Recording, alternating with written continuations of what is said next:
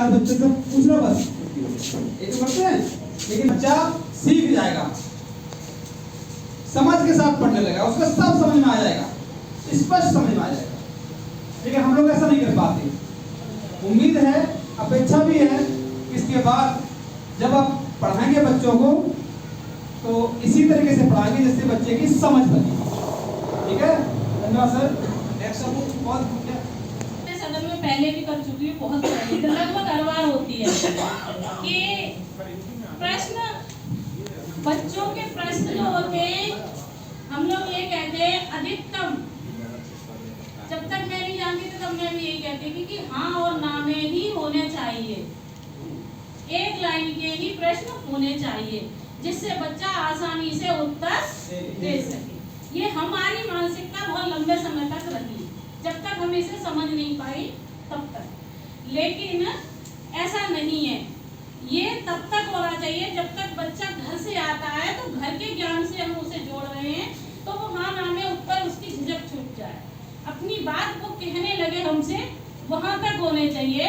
आगे के प्रश्न यदि बच्चे का हमें कहते हैं सर्वांगीण विकास करना है तो उससे खुले चोर के जो प्रश्न होते हैं, प्रश्न दो प्रकार के बताए हैं हमारे इसमें कि दो प्रकार के होंगे, एक तो बंद प्रश्न और दूसरे खुले चोर के प्रश्न।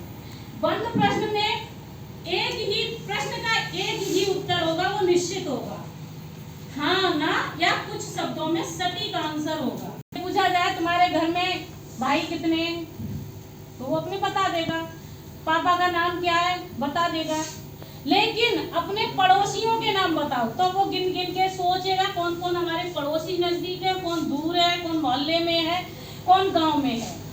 इस तरह से अब जब एक ही प्रश्न का एक ही उत्तर है, कुछ शब्दों में हाँ ना में, वो हो गए बंद छोड़ के। इसमें बच्चा थोड़ा सा समझेगा नहीं, सुना दिया आपने उसी में से पूछ लिया, अलग से कोई दिमाग नहीं चलाना है उसको, जितना पढ़ाया आपने या समझाया उतने में से ही बता देगा। लेकिन जब खुले छोर के प्रश्न पूछे जाते हैं उसमें उसके सभी इंद्रियों का प्रयोग करता है, वो प्रत्येक कब करेगा, अपने दिमाग भी चलाएगा, इधर उधर देखेगा भी, मतलब हर प्रकार से सोचेगा। कोई एक प्रश्न चार लोगों से किया जाए, चारों के उत्तर अलग अलग आते हैं। जैसे शेर जंगल में रहता है, शेर कहाँ रहता है, जंगल में, एक ही उत्तर है। अब जंगल में शेर किस किस पे हमला कर सकता है या किया होगा, इनमें बच्चे अलग अलग उत्तर देंगे। खुले छोर के प्रश्न हो गए, ये खुले छोर के प्रश्न हो गए। अब खुले छोर के प्रश्नों के आधार कई तरह से हो सकते हैं। पूर्व ज्ञान से आधार पर प्रश्न होंगे, अनुमान लगाने वाले प्रश्न होंगे, जीवन और अनुभवों से जुड़े हुए भी प्रश्न होंगे। जैसे मेले में गया तो आपने क्या क्या देखा, नानी क्या गए, तुम्हारे मामा की शादी हुई तो क्या क्या हुआ, तुम्हारे बुआ की ससुराल गए तब क्या देखा। इस तरह के प्रश्न हो सकते हैं उसके अनुभव और जीवन से।